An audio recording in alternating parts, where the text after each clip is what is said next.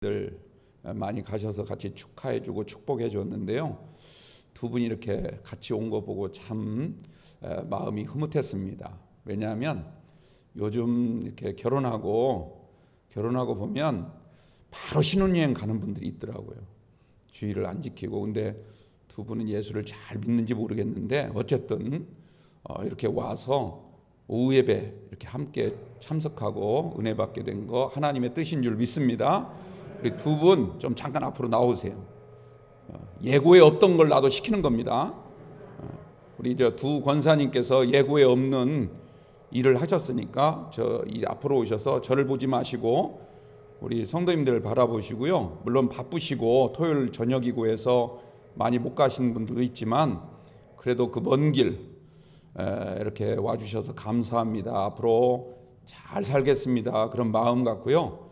근데 우리 한성범 우리 아드님 교회 앞으로 잘 다니시고요. 신부대는 가면서 최승희 이름도 참 요즘 이뻐요. 얼굴도 아주 얼마나 복스럽게 생겼습니까? 예수 믿어요, 안 믿어요? 네? 믿는답니다. 우리 박수 한번 보내주십시오. 우리 한성범 아들이 어제 축가 부르는데요. 제가 참 감동이 됐습니다. 왜냐하면 내가 못했던 걸 했거든요. 그래서 참 감동이 됐는데 두 분 앞으로 정말 예수 잘 믿으시고요. 남편에게 아내의 바가지만큼 좋은 약은 없습니다. 잘 좀 권면하셔서 하나님 잘 믿고 승리하시는 복된 가정 되시기 바랍니다. 우리 인사하실 때 우리 축복의 박수 다시 한번 보내시기 바랍니다. 예, 인사할 때 들어가십시오. 예. 혹시 한 말씀 할 게 있어요? 예. 어제 너무 긴장해가지고 사회자가 좀 긴장 좀 풀려고 자꾸 그랬는데 두 분 오니까 제가 긴장이 되네요. 하여튼 너무 귀한 두 분 앞으로 잘 사시기 바랍니다. 현재만 생각하면 미래를 맛보기가 힘듭니다. 현재만 생각하고 살면. 그러니까 미래도 잘 생각을 해야 되겠죠. 근데 또 반대로 너무 미래만 생각하고 살면 현재의 소중함을 잃게 될 가능성이 큽니다. 그러니까 현재도 미래도 다 소중하다 이런 뜻입니다. 과거에만 또 매여 있게 되면 한 걸음도 나아가지 못합니다. 또 그렇다고 과거를 생각하지 않고 살게 되면 방자해집니다. 그리고 밝은 미래가 보장되지 않습니다. 우리에게는 과거라는 시간, 현재라는 시간, 미래라는 시간 다 귀하고 소중하다. 어느 것 하나 우리가 소홀할 수 없다 이렇게 생각을 하시고 늘 그런 믿음을 갖고 여러분의 삶을 되돌아볼 때는 되돌아보시고 또 현재 상황을 잘 살피시고 그리고 하나님이 우리에게 주실 미래를 기대하면서 하루하루 소중하게 사시길 바랍니다. 그 한자 성어 가운데 보면 제가 제일 좋아하는 사자 성어 가운데 하나가 뭐냐면 온고지신이라는 말입니다. 온고지시라는 말이 있습니다. 온이라는 말은 따뜻하다 또는 불로 뭔가를 데운다 이런 뜻을 갖고 있습니다. 그리고 고라는 것은 연고고자를 쓰죠. 어떤 까닭, 원인, 이유를 얘기할 때 고자를 씁니다. 그리고 지자는 알지자. 그러나 사실은 안다는 뜻도 있지만 뭔가 내가 알고 있는 것처럼 나타난다 그런 뜻도 가지고 있습니다. 그리고 신이라고 하는 건 새로울 신자를 가리키는 거죠. 그러니까 온고지신을 좀 풀어서 말씀을 드린다면 첫 번째는 온고라고 하는 것은 지난 옛일 우리가 지난 과거를 잘 생각하는데 어떻게 생각하라는 겁니까? 따뜻한 마음을 품고 생각하라는 거죠. 그게 뭔가 막 가슴이 쓰라리고 막 도끼가 올라올 만큼의 화를 품으면서 생각하라는 게 아니라 과거에 안 좋았던 일들, 슬펐던 일들, 괴로웠던 일들 모든 것들을 지금 현재의 상황에서 따뜻한 마음을 품고 그걸 되돌아보라는 겁니다. 그걸 반추한다 그렇게 말을 하죠. 그 다음에 그렇게 하고 끝나는가? 그 다음에 지신이 있습니다. 지신이라고 하는 것은 내가 내가 이제까지 생각한 모든 것들이 현실 가운데 새롭게 나타난다는 뜻입니다. 그러니까 우리가 지난 날들을 잘 따뜻한 마음으로 우리가 가슴에 품듯 생각하면 하나님께서 반드시 내가 기대하는 어떤 모습들을 나타나도록 도와주신다는 그런 의미로 받아들이시기 바랍니다. 그게 온고지신한 뜻이에요. 여러분들 우리는 힌두교에 대해서 잘은 모르시겠지만 힌두교라는 말은 많이 들어보셨을 거예요. 인도를 중심으로 생긴 종교인데요. 이 힌두라는 말은 원래 산스크리트어, 인도 사람들이 쓰는 언어로 신두라고 발음을 합니다. 신두. 근데 신두란 말은 무슨 뜻이냐면 큰 대자, 강하자, 대하, 그걸 뜻하는 글입니다. 인도에 흐르는 인더스강, 엄청나게 큰 강이죠. 그 강을 신처럼 모시는 그런 종교가 힌두교다 해도 과언이 아닙니다. 물론 그 강을 다스리는 어떤 신을 말하는 것이겠죠. 그 강 자체보다는. 근데 그 힌두교가 믿고 있는 경전, 우리로 말하자면 성경이죠. 이 성경에는 두 가지 종류가 있습니다. 하나는 슈루티라고 하는 게 있고 하나는 수루미티라고 하는 게 있습니다. 근데 슈루티라고 하는 건 뭐냐면 듣는다라고 하는 겁니다. 듣는다. 그러니까 듣는 종교라는 거죠. 신이 하시는 말씀을 잘 들어야 된다. 이게 수루트입니다. 그 다음에 수무리티라고 하는 것은 기억한다는 뜻입니다. 기억한다. 그러니까 듣고 흘려보내는 게 아니라 잘 기억한다는 거죠.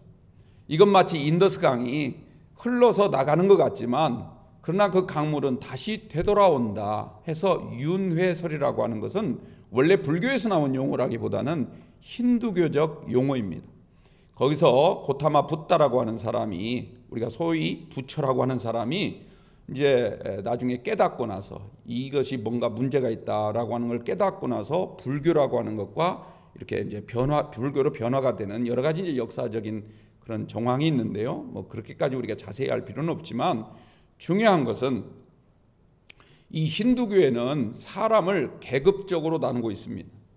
그래서 첫 번째는 브라만이라고 하는 계급이 있고 그 다음에 크샤트리아라고 하는 그런 계급이 있습니다. 그리고 그 밑에 바이샤가 있고 수드라라고 하는 제일 낮은 계급이 있습니다. 근데 사실 이 수드라가 가장 낮은 계급 같지만 그보다 더 못한 아주 비천한 사람이라고 여기지 않는 또 하나의 계급이 있는데 그 계급을 달리트라 이렇게 부릅니다. 바이마는 보통 어떤 사람들이냐면 소위 사제들, 그러니까 이 경전을 믿고 가르치는 그런 승려들이 브라만 계급이고 또 학자들이나 임금, 왕들 이런 사람들이 브라만 계급입니다. 그리고 크샤트리아는 무사 계급입니다. 칼을 쓰는 군인들.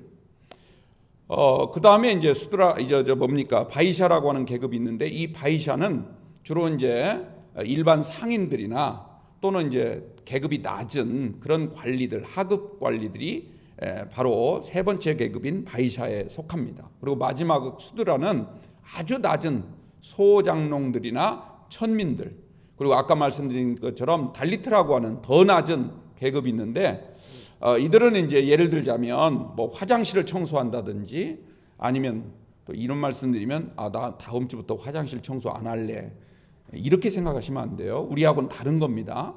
또 시체를 다루는 그런 염을 하는 사람, 이런 계급들, 아주 보통 사람들이 하지 않는, 예를 들어 짐승을 잡아서 짐승 껍데기를 벗겨가지고 어떤 제품을 만드는 이런 일들, 우리가 무두장이라고 하죠. 이런 사람들을 달리트 계급이라 이렇게 말을 하는데요. 제가 이렇게 자상하게 이야기하는 이유는 뭐냐면 여러분들 여기에는 두 가지 특징을 우리가 잊어서는 안 됩니다. 하나는 뭐냐면 이 힌두교는 절대로 계급을 바꿀 수가 없습니다. 그러니까 수드라 계급을 가지고 태어난 사람이 이 땅에 살다 죽어서 다음 윤회를 한다 하더라도 다른 계급으로 갈 수가 없다는 뜻입니다. 절대로 바뀔 수가 없습니다. 아무리 공적을 쌓고 대단한 일을 해도 바뀌지 않는다는 거죠. 또 하나 특징은 뭐냐면 여러분들 이 경전이 아까 베다라고 부르는데요. 이 베다에 두 가지가 있다고 했죠. 그런데 베다라고 하는 이 경전을 읽을 수 있는 계급은 오직 바이만 계급밖에 없습니다. 이 경전을 읽고 해석하고 가르치고 보존하는 이 모든 일은 누구만 할 수 있는가? 승려만 할 수 있습니다. 바이만 계급만 할 수 있다, 이런 뜻입니다. 그런데요, 우리가 믿는 하나님은 어떠신가? 우리가 믿는 하나님은 이 땅 모든 사람들을 계급적으로 나누시지 않습니다. 힌두교로 바꿔서 설명을 드린다면 달리트 같이 아주 천한 사람 취급도 받지 못한 그런 자를 바이만으로 올릴 수 있는 분이 하나님이십니다. 하나님의 자녀가 되는 순간 우리의 신분은 저 깊은 아골골짜기와 같은 곳에 처해 있다 하더라도 높은 시온 산성으로 인도하시고 거기서 하나님의 자녀라 불러주십니다. 또한 하나님은 우리에게 끊임없이 말씀하십니다. 우리가 말씀을 읽고 듣고 배우고 가르치고 전하고 해석하고 보존하는 모든 일들을 누구나 할 수 있도록, 누구나 주님의 말씀을 듣고 누구나 교회에 나와서 누구나 은혜 받을 수 있고 누구나 천국을 소망하며 삶을 살아갈 수 있도록 그런 은혜와 자비를 베풀어 주신 줄로 믿습니다. 우리는 최고의 종교를 믿는 겁니다. 사실 정확히 말하면 종교를 믿는 게 아닙니다.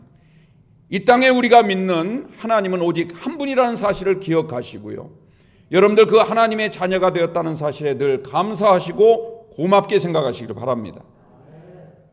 설령 하나님이 우리에게 끊임없이 같은 말을 반복해서 한다 할지라도요, 그 말씀이 우리에게 생명이 되고 그 말씀이 우리의 은혜가 되고 그 말씀이 우리를 진리로 이끄는, 그리고 하나님 나라를 영생을 얻을 수 있도록 주신 말씀임을 기억하시고 이 말씀을 꼭 붙잡고 살아갈 수 있는 여러분들 모두가 되시기를 축원합니다. 오늘부터 신명기 말씀인데요, 신명기를 잘못 오해하시는 분들이 종종 있어요. 신명기의 뜻이 뭐냐? 제가 신학교에서도 우리 학생들에게 신명기를 가르칠 때마다 제일 먼저 물어보는 질문이 그겁니다. 신명기 뜻이 뭐냐? 보통 어떻게 대답을 하냐면 신, 이건 하나님, 하나님 신자. 그 다음 명, 이건 명령, 하나님이 하신 명령의 말씀. 그러니까 신명기는 하나님의 명령을 기록한 책입니다. 이렇게 대답을 많이 하세요. 틀린 대답입니다. 명자는 맞아요. 하나님의 말씀을 가리키는 명자는 맞는데 신자가 그 신자가 아닙니다. 신자는 무슨 신자냐면 별신자입니다. 별신자. 근데 이 별신자라고 제가 설명을 하면 그 다음에 뭐라고 설명하냐면 이렇게 설명을 합니다. 학생들이 대답할 때, 또 우리 성도님들이 대답할 때 뭐라고 대답하냐면 하나님이 우리에게 주신 명령, 하나님이 우리에게 주신 말씀을 세상에 널리 펴도록 우리에게 지시하신 말씀, 이렇게 또 설명을, 눈치 있는 분들이죠, 그렇게 대답을 합니다. 그 말도 틀렸습니다. 그러면 신명기의 신자가 별신이라고 했는데 무슨 뜻인가? 제가 정답을 말씀드릴 테니까 여러분들 꼭 잊지 마시고, 우리 영광교회 성도님들은 누가 어디서 신명기가 무슨 책입니까? 물어볼 때 여러분들 절대로 딴소리 하지 마시고 지금 제가 하는 말씀을 잘 들으시기 바랍니다. 그렇게 대답을 하셔야 돼요. 여기서 신자는 별신자가 맞긴 맞는데 그 신자가 편다, 널리 편다라는 뜻만 있는 게 아니고 거듭이라는 뜻이 있습니다. 거듭. 그러니까 계속해서 하나님이 우리에게 거듭하신 말씀이다.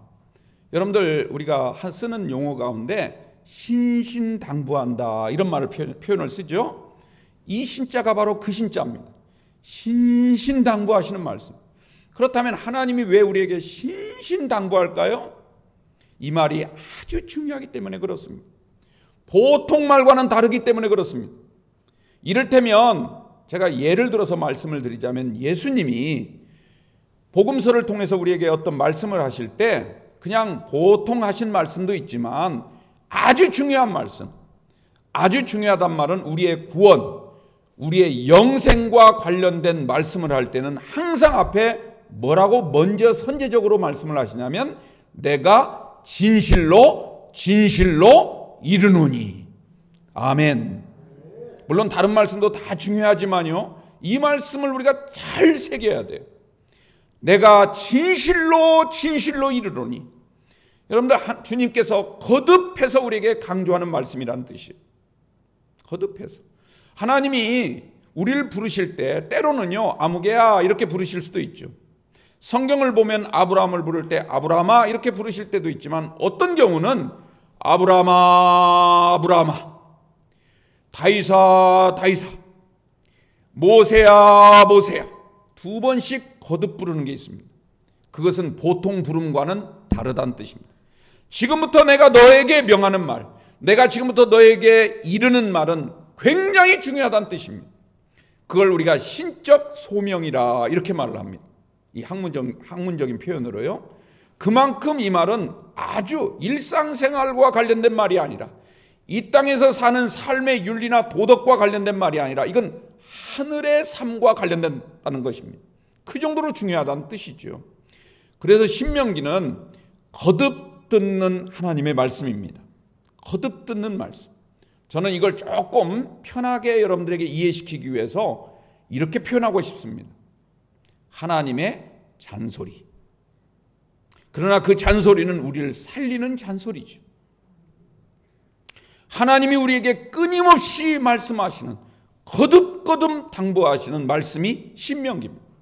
그래서 오늘 우리가 신명기 1장 1절부터 8절까지만 나눴는데요, 사실은 오늘 단락이 1장 1절부터 3장 22절까지입니다. 그건 제가 쓴 책 여러분들 다 나눠드렸죠? 안 받으신 분 계세요? 지금쯤 어디 있는지 잘 모르시나요?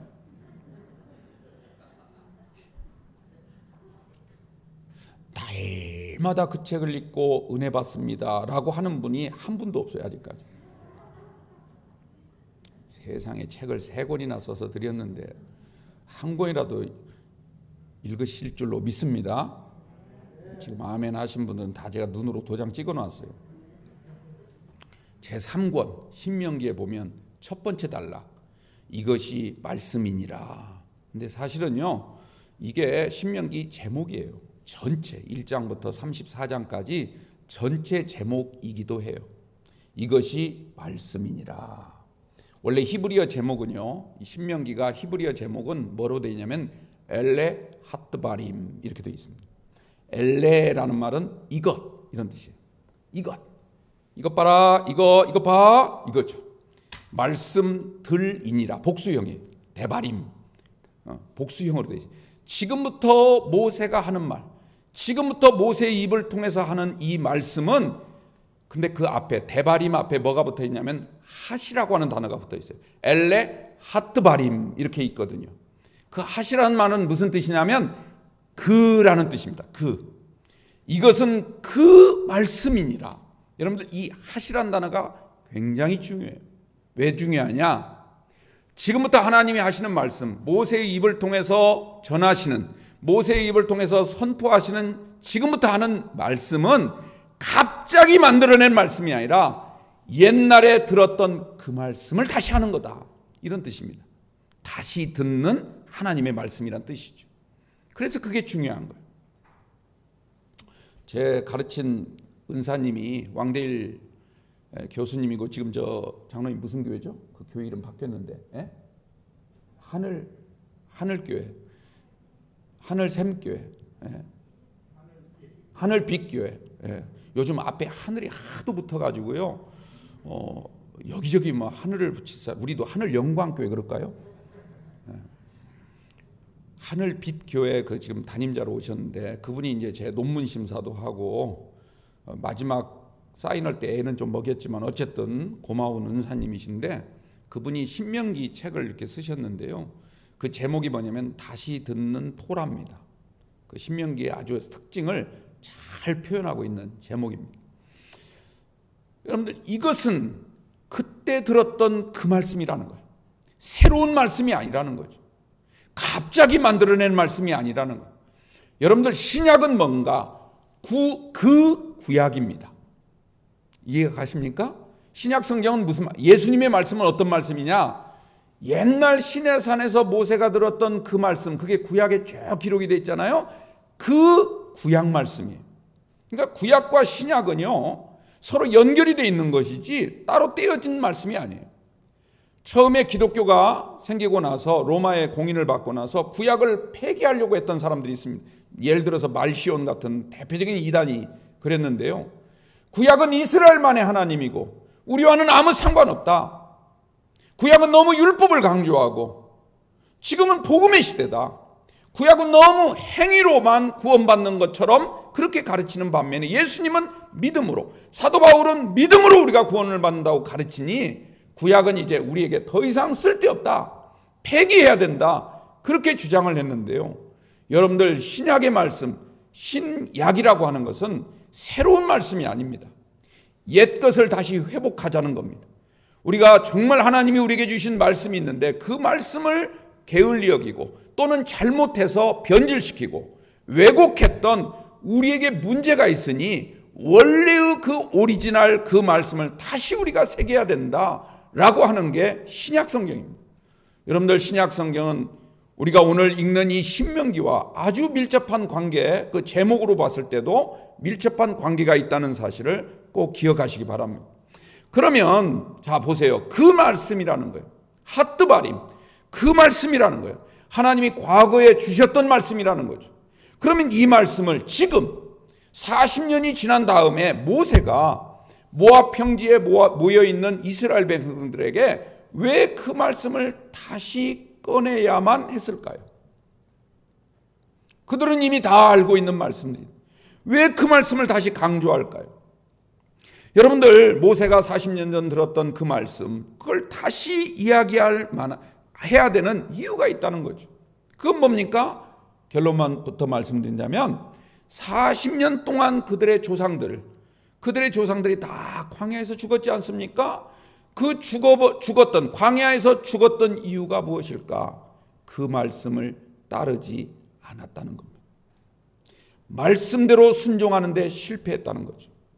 그들은 애굽에서 구원을 받았습니다. 하나님의 강한 손을 통하여 그들이 구원을 받고 가나안 땅에 들어갈 부푼 꿈을 가지고 홍해 바다를 건너왔습니다.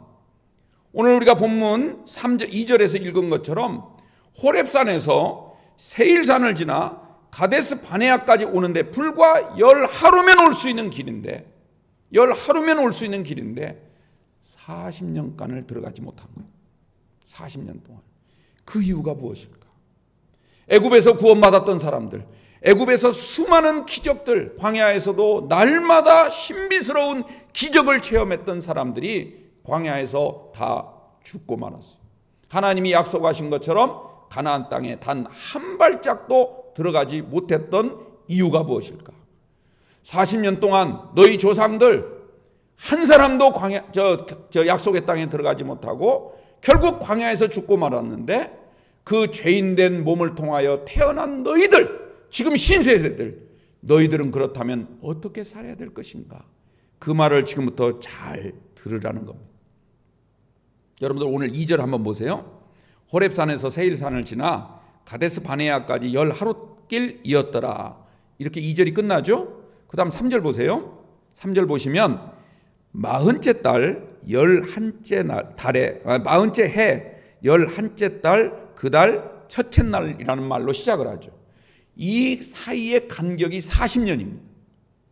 10하루면 가는 길이었다라고 말한 다음에 그 다음 절에 40년째가 나와요. 40년 사이에 이 간격이 그냥 훌쩍 뛰어넘은 거예요. 40년이라는 간격을. 여러분들, 왜 그들이 실패했는가를 이 2절과 3절 이 사이에서 우리에게 뭔가를 암시해 주고 있는 거예요. 이스라엘 백성들은 누구보다 잘 알고 있죠. 그렇다면 그 일이 무슨 일인가? 크게 두 가지를 이 모세가 설명하고 있습니다. 그 첫째는 뭐냐면 바로 가데스 바네아에서 일어났던 일. 그게 뭡니까? 12정탐꾼을 보낸 일이죠. 여러분들, 우리가 민수기 13장에서도 이미 그 내용을 잘 살펴봤기 때문에 다시 언급할 필요는 없는데 가장 중요한 건 뭐냐면 여러분들 오늘 1장 21절 한번 보세요. 21절 읽진 않았지만 1장 21절 제가 한번 읽어드릴게요. 너희의 하나님 여호와께서 이 땅을 너희 앞에 두셨은즉 너희 조상의 하나님 여호와께서 너희에게 이르신 대로 올라가서 차지하라. 두려워 말라. 주저하지 말라. 이렇게 말씀하죠. 여러분들 보세요. 다시 한번 읽어드릴게요. 잘 보세요. 너희 하나님 여호와께서 이 땅은 가나안 땅입니다. 이 가나안 땅, 약속의 땅, 젖과 꿀이 흐르는 땅을 너희 앞에 뭐 했다고요? 두셨다고 했어요. 이 두셨단 말이 히브리 말로 나탄이라고 읽어요. 근데 이 나탄이란 말은 완료형이에요. 무슨 말이냐면 이미 줘버렸다는 거예요. 이미 계약서에 도장을 찍어서 다 결정된 사항이라는 거예요. 너희가 아직 그 땅을 들어가진 않았지만 이미 너희의 소유로 하나님이 다 결정하고 도장을 찍어버렸다는 거예요.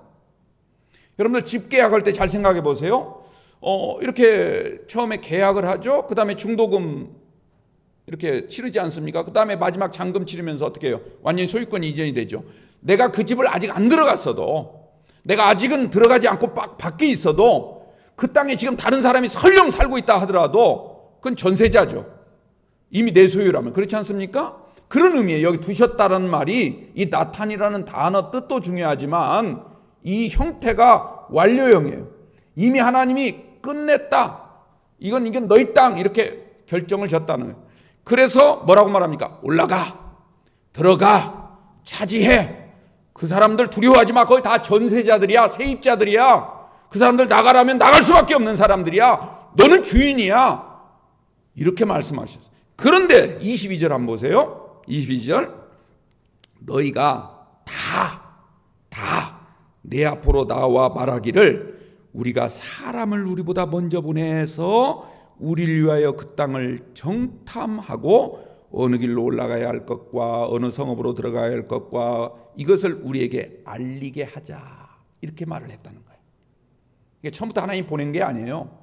이들이 와가지고 하는 말이 저기 지금 전세자들이 살고 있는데, 세입자가 살고 있는데 저 사람이 어떤 성격인가, 가서 나가라면 고분고분 나갈 사람들인가, 이걸 염려하고 있더라는 거예요. 이게 얼마나 어리석은 주인입니까? 자기의 소유를 아직까지도 확신하지 못하는 거죠. 그걸 하나님이 보고 답답하게 여기셨다는 거예요. 그래서 나중에 보니까 뭐예요? 하나님이 가지 말라 처음에는 했지만 끝까지 그렇게 고집을 하니까 하나님이 나중에 모세를 통해서 뭐라고 말씀하셨냐면 내가 왜 정탐꾼을 보내지 말라고 하는지 설명을 하세요. 이유를. 그건 뭐냐면 간단하게 이런 내용이에요. 너희들이 가서 그 땅을 보고 오면 신나는 게 아니라 오히려 두려워할 거라는 거죠. 너희들이 그 땅을 보면 하나님의 말씀을 더 정말 기쁨 가운데 받아들일 것 같지만 사실은 하나님에 대한 믿음, 이 말씀, 이 약속에 대한 믿음이 더 흔들릴 거라는 거예요. 그걸 하나님의 말씀을 하세요. 정탐꾼을 보내면 오히려 더 혼란스러워질 거라는 거죠.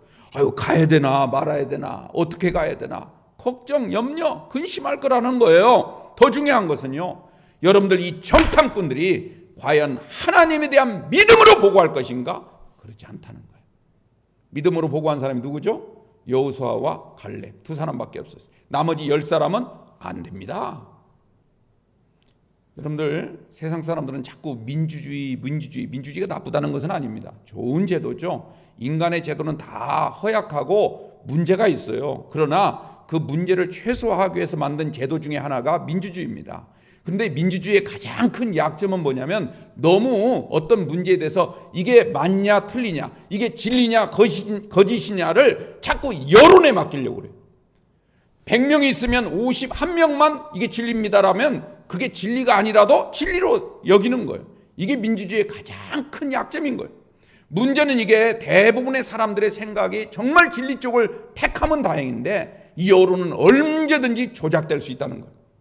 우리가 보고 싶은 것만 보고 또 보여주고 싶은 것만 보여주는 이런 일들이 다반사로 일어납니다. 사람들은요 정말 진리를 믿으려고 하는 것이 아니라 내가 믿고 있는 게 진리라고 생각하길 바래요. 이게 문제인 거죠.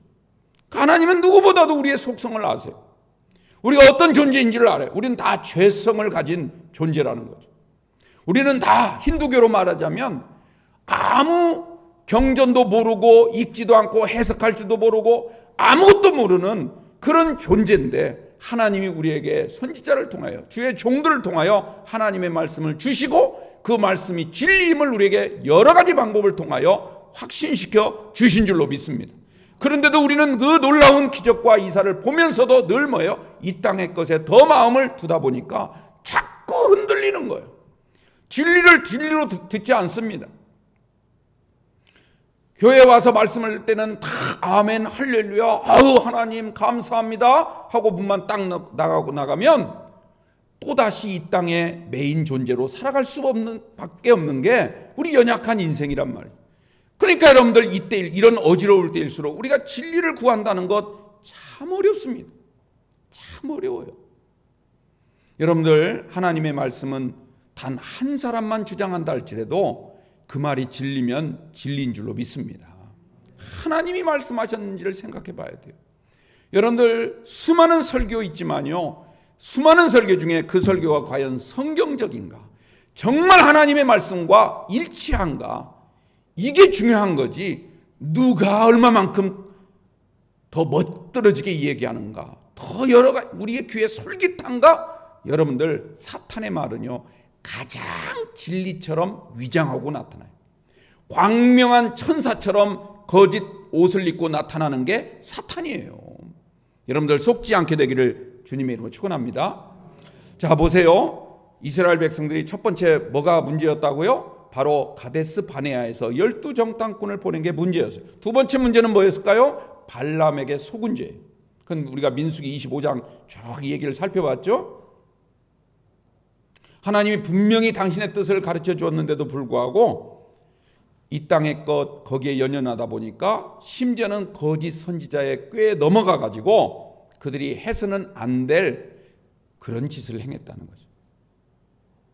자, 이 두 가지 사건이 이스라엘이 광야에서 실패할 수밖에 없었던 결정적인 사건. 물론 그 외에도 수두룩합니다. 하나님의 말씀을 어기고 믿음으로 살지 못한 거 수두룩해요. 그게 이제까지 우리 출애굽기부터 쭉 살펴본 거 아닙니까? 그런데 말이죠, 이 두 가지 사건, 가데스 바네아에서 12정탐꾼을 보낸 것과 발람 선지자에게 미혹당해서 소위 바알 부올 사건이라고 하는 우상에게 미혹을 당한 그 두 가지 사건의 배경, 왜 그들이 그렇게 쉽게 넘어갈 수밖에 없었는가? 그 배경이 어디 있다고 봅니까? 바로 출애굽기 32장에서 그들이 하나님의 말씀을 듣는 그 시간, 모세가 지금 하나님으로부터 율법을 받고 있는 그 시간에 뭘 하고 있었습니까? 금송아지를 만들어 놓고 있었어요. 히브리 사람들은 이것을 헤트 하아겔이라고 합니다. 히브리 말이에요. 금송아지란 뜻이에요. 금송아지. 근데 여러분들, 그들이 금송아지를 만든 이유가 뭘까요? 그들이 애굽 생활에 대해서 미련이 남은 거예요. 우리 다시 애굽 가서 살았으면 좋겠다. 우리 구원받기 전의 삶이 더 좋다. 옛사람을 벗어버리고 심령이 새롭게 되어 하나님의 거룩함과 의로우심과 진실하심의 새로운 사람으로 변화되기를 원하는 주님의 그 생각과는 정반대의 생각을 한 거죠. 옛사람으로 돌아가자는 거예요. 이 땅의 것이 좋다는 거죠. 그래서 그들은 늘 애굽을 나와서 광야길을 걸으면서도 애굽에서 종살이하던 그 체질을 버리지 못했습니다. 그 체질을 버리지 못했어요. 제가 언젠가 말씀드렸죠. 감옥 속에서 한 30년 40년 오랫동안, 너무 오랫동안 거기서 수감돼서 살다 보면요, 이제 나중에 출소해서 이제 자유로운 몸, 자유를 얻었는데도 불구하고 그때의 그 체질을 변화시키지 못하는 거예요. 그래서 꼭 옷은 양복을 입었지만 실상은 죄수복을 입은 것처럼 느끼며 살아가는 거예요. 그 영화 말씀드렸잖아요. 쇼생크 탈출이라는 영화. 여러분들, 그게 우리 인간의 어리석음이라는 거예요. 하나님은 이미 너희의 신분을 저 높은 힌두교에서 말하는 브라만 계급까지 지극히 높은 계급, 하나님의 자녀, 하나님의 이름을 믿음으로 말미암아 그 모든 권세를 너에게 다 주어버렸는데 여전히 밑바닥 인생처럼, 여전히 노예처럼, 여전히 우리는 우리의 의지가 아무것도 없는 것처럼 그렇게 삶을 살아가는 그들의 모습, 그것 때문에 결국은 금송아지를 만든 거예요. 금송아지, 이 땅의 것으로. 그것을 지금 지적하고 있습니다. 그들의 삶의 방식과 그들이 살아가고자 하는 모든 그걸 애굽의 삶을 동경했다는 것이죠. 그래서 결국 그런 불신앙을 갖다 보니까 불순종으로 나타나게 되고, 그 불순종의 구체적인 죄의 그 모습들이 바로 아까 말씀드린 것처럼 가데스바네아 그리고 바알볼 부속된 사건이라, 이런 말씀입니다. 그렇다면 여러분들, 모세는 왜 이 말을 오늘 다시 하고 있을까요? 왜 신명기 말씀을 통해서 하나님의 말씀, 40년 전에 시내산에서 들었던 그 하나님의 말씀을 다시 이스라엘 백성들에게 해야 되는 이유가 무엇이었을까? 과거를 잊자는 겁니까? 아니에요. 과거를 늘 우리가 가슴에 따뜻하게 품고, 비록 우리 조상들이 지은 죄지만, 그리고 우리는 그 조상들의 피를 물려받은, 여전히 우리도 죄악 중에 거하는 그런 사람들이지만, 그러나 그 아픈 기억, 정말 그 잊고 싶은 죄악의 현장을 남의 것처럼 버리지 말고 내 가슴 속에 꼭 품고 온고해서 이제는 새로운 길로 나가야 되겠다. 지신의 길로 나가자. 이걸 지금 모세가 외치고 있습니다. 여러분들, 오늘 이 말씀을 우리에게 잘 적용하시길 바랍니다. 그러니까 모세가 과거 얘기를 하는 것도, 미래 가나안 땅에 들어가서 어떻게 살 것인가를 얘기하는 것도 다 뭐가 중요하다는 거예요? 현재가 중요하다는 거예요. 지금 우리가 어떻게 할 것인가, 우리가 어떻게 결정하고 어떻게 판단하고 어떻게 선택하고 어떤 길을 걸어갈 것인가, 이게 중요하다는 거예요. 신명기는 과거를 얘기하는 것 같지만 오늘 지금의 삶을 하나님이 우리에게 말씀하고 있다는 사실을 기억하시기 바랍니다. 여러분들, 길을 걸어갈 때요, 특히 믿음의 길은 그렇습니다. 너무 조급하게 걷지 마세요. 속도가 중요한 게 아니라 방향이 중요합니다. 얼마나 빨리 가느냐, 우리는 경쟁 구도 속에서 너무 비교의식 가운데 젖어 있어요. 남들보다 빨리 집 사고 싶고, 남들은 저 1.5리터짜리 타고 다니지만 나는 1500cc 타고 다니지만 나는 3000cc 타고 싶고, 늘 남들과 경쟁해. 비교의식을 갖습니다. 이게 우리를 불행하게 만드는 거예요. 불행하게 만드는 거예요. 이번에 결혼식장 가는데 승합차로 가니까 너무너무 좋더라고요. 다른 차들은 다 비껴줘요. 다 여기가 잔뜩 한 서너 개 차선이 있는데 꽉 차 있는데 우리 길은 다 비껴줘요. 알고 봤더니 버스 전용 차선이에요. 제가 운전하는데 6분이 탔는데요. 5분만 탔어도 못 갈 뻔했어요. 6분. 또 우리 이정기 권사님 운전하고 가시는데 또 전용 차선으로 탁 달려오시고, 그러니까 얼마나 좋습니까? 처음에 갈 때 얼마나 걸리나 찍어봤더니 1시간 40분 좀 걸린다고 갔는데 너무 일찍 도착했어. 너무 일찍. 여유 있게 가니까요. 여러분들, 너무 비교의식 속에 살지 마세요. 우리가 한 끼 먹는 거 10,000원짜리 먹으나 50,000원짜리 먹으나 변 색깔이 다릅니까? 제가 좀 지저분한 얘기 죄송해요. 그렇습니까? 별거 없어요. 여러분들, 하나님이 지어주신 사랑의 밥으로 만족하시기 바랍니다. 만족하세요. 자꾸 비교의식하고 그냥 거기에 익숙해지다 보니까 불행한 거예요. 얼마나 빨리 가느냐 중요치 않아요. 정말 바르게 가고 있는가, 내가 하나님 나라를 향해서 정말 똑바로 가고 있는가. 그 존 버년이라는 사람이 처음에는 그냥 이 세상에 속한 삶을 살다가 나중에 죄를 짓고 감옥 속에 갇혔잖아요. 오랫동안 수감 생활을 하면서 거기서 하나님을 만나고 은혜를 받아가지고 책을 썼던 것이, 그 책 제목이 철로역정입니다. 철로역정. 철로역정을 우리말로 이제 좀 쉽게 풀어서 말씀드리자면 하나님 나라 가는 길이에요. 하나님 나라 가는 길. 철로, 하나님의 길, 하나님 나라 길, 그 가는 역정, 그걸 소개하고 있는 거예요. 여러분들 그 책 내용 한번 보세요. 그 책 내용 한번 보세요. 수만 가지 우리를 유혹하고요. 자꾸 우리를 상대화시키고 어떻게든지 비교해서 더 번쩍번쩍하게 만들어 놓고 그리 유혹하고, 이런 일들이 얼마나 많습니까? 가다가 실패하고 넘어지고, 그러다가 결국은 믿음을 갖고 끝까지 하나님 나라 정문까지 도착한다는 그 믿음을 우리에게 소개해 주고 있지 않습니까? 여러분들, 우리가 믿음의 길은 속도가 아니라 방향이다. 얼마나 많은 일을 이루어내느냐? 업적이 아니에요. 하나라도 믿음으로 순종하느냐. 순종의 문제예요. 순종의 문제. 자, 오늘 말씀 결론 맺을게요. 우리 에베소서 한번 찾아볼까요? 에베소서 4장. 에베소서 4장은 아까 제가 말씀드린 그 내용도 포함되어 있습니다. 옛사람을 벗어버리고 하나님의 거룩함으로 새 사람이 되자라고 하는 말씀이 에베소서 4장 22절, 23절, 24절 쪽에 있죠. 근데 그 본문 가기 바로 직전에 보면 12절, 13절, 우리 12절과 13절만 좀 같이 읽을게요. 314페이지입니다. 신약성경 314페이지. 우리 다 같이 찾으셨죠? 우리 같이 읽습니다. 시작. 이는 성도를 온전하게 하여 봉사의 일을 하게 하며 그리스도의 몸을 세우려 하심이라. 우리가 다 하나님의 아들을 믿는 것과 아는 일에 하나가 되어 온전한 사람을 이루어 그리스도의 장성한 분량이 충만한 데까지 이르리니. 할렐루야.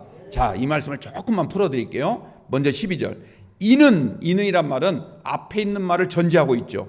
우리가 읽진 않았지만 앞에 있는 이야기가 어떤 얘기입니까? 교회에서 하나님이 이 교회를 통해서 직분을 주셨다는 거예요. 어떤 사람은 사도, 어떤 사람은 선지자, 어떤 사람은 교사, 어떤 사람은 봉사자, 여러 가지 우리에게 직임을 주셨다는 거죠. 그렇게 주신 이유가 뭔가? 이는, 이 말은 그런 뜻입니다. 그러니까 우리에게 하나님이 직분을 주신 이유, 직분을 감당토록 하신 이유가 뭔가? 그 이유는 뭐예요? 성도를 온전하게 한다.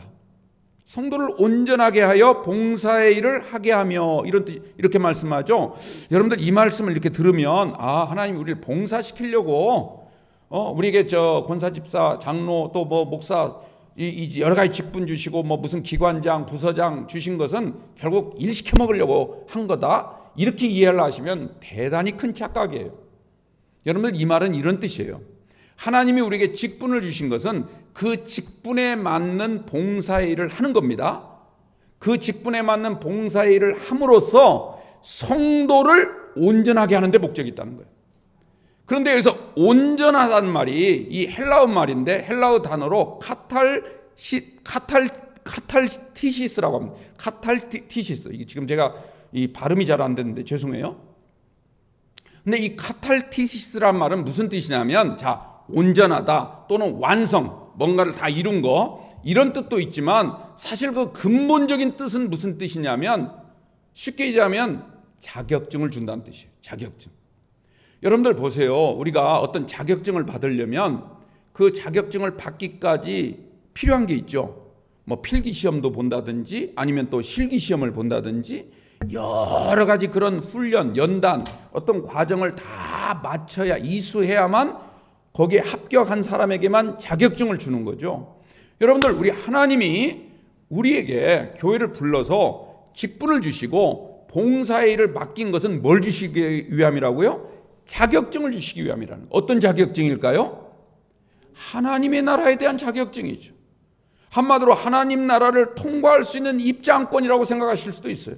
그런 뜻은 아니지만 제가 예를 들어서 말씀드리면 그래요. 그걸 주기 위해서 우리를 세우셨다는 거죠. 그 일을 통해서 결과적으로 그러면 이 땅에서는 어떤 일이 일어나는가? 그 다음 말씀이 뭐라고 그래요? 그리스도의 몸을 세우려 하심이라. 이게 가장 궁극적인 목적이라는. 자, 그러니까 순서를 말씀드릴게요. 우리를 하나님이 부르시고 교회에 오게 하시고 우리에게 직분을 주셔요. 어떤 일을 맡기셔요. 그 맡긴 일은 이유가 뭡니까? 그 일을 통해서 우리가 연단을 받는 거예요. 이 땅에 익숙해진 삶에서 이제는 하나님 나라에 익숙해진 삶으로 변화를 받아가는 거예요. 그래서 우리에게 하나님이 너는 이제 와도 돼. 너는 입장할 수 있는 자격증을 줄게 하고 그걸 받아서 그 자격증을 받은 사람들이 모여있는 교회가 되어질 때 그리스도의 몸이 세워지는 거예요. 이해가 가십니까? 이게 12절 말씀이에요.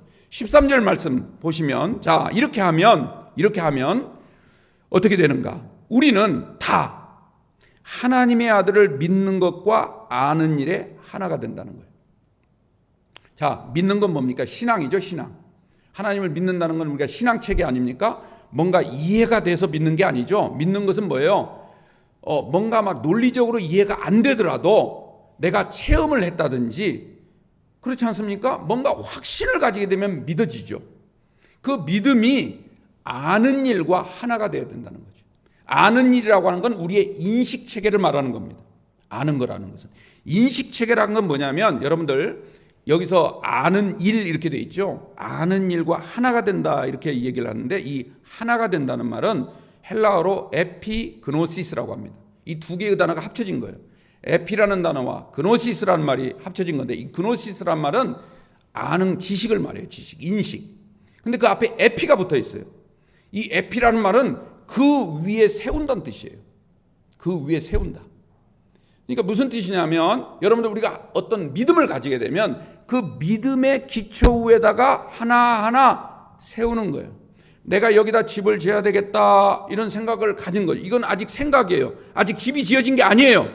근데 여기에 내가 지금 생각을 하고 집을 지어야 되겠다 하면 어떻게 됩니까? 그 다음부터는 거기다 벽돌을 갖다 놓고 기둥을 쌓고 벽을 세우고 그래야 될 거 아닙니까? 그러니까 우리가 생각하고 있는 것이 현실 속에서 직접 하나하나 세워져 가는 것, 이게 믿는 것과 아는 일이 하나가 되는 거예요.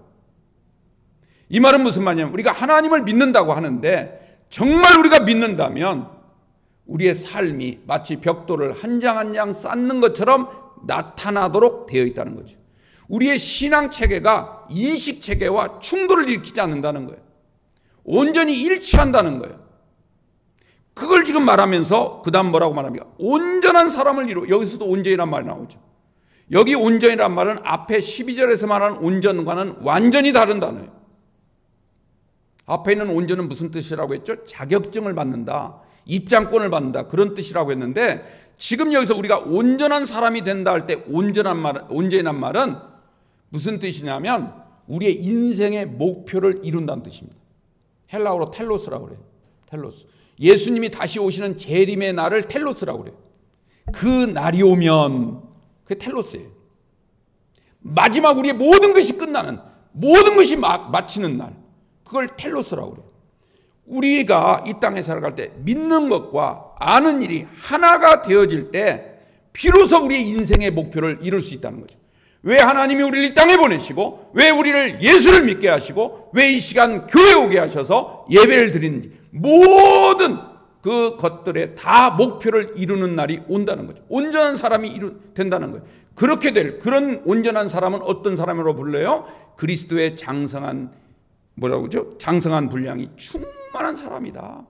즉 이 말은 예수님이 가진 믿음을 그대로 갖고 있는 사람이다, 이런 뜻입니다. 그러므로 여러분들 오늘 이 신명기 말씀을 통해서 정말 하나님의 말씀, 하나님은 끊임없이 우리에게 말 걸기를 하시는 줄로 믿습니다.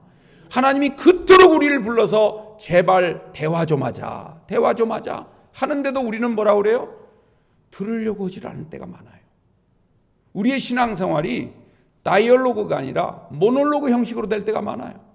서로 주고받는 어떤 신앙생활이, 하나님과 이 대화를 주고받는 그런 대화의 신앙이 아니라 그냥 내 말만 쏟아놓고 하나님이 하신 말씀은 다 놔두고 그러고 믿는 것과 아는 일이 전혀 맞지 않는 그러한 이중적 체계를 가진 그런 신자들이 되어서는 안 될 줄로 믿습니다.